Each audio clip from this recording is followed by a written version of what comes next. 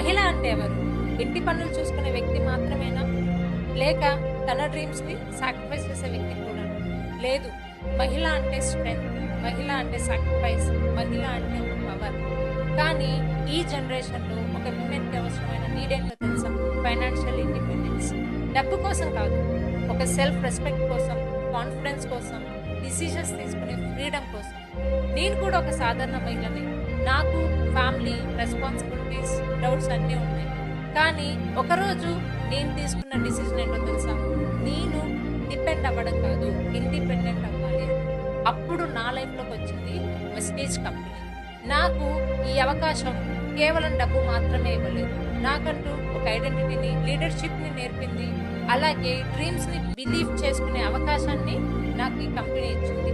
So, ఈ women's day సందర్భంగా ప్రతి మహిళకి నేను చెప్పాలనుకున్నది ఒక్కటే. మీరు మీ వాల్యూని గుర్తించండి. మీ ఫ్యూచర్‌ని సెక్యూర్ చేయండి. మీ కిడ్స్‌కి స్ట్రాంగ్ ఎగ్జాంపుల్ అవ్వండి.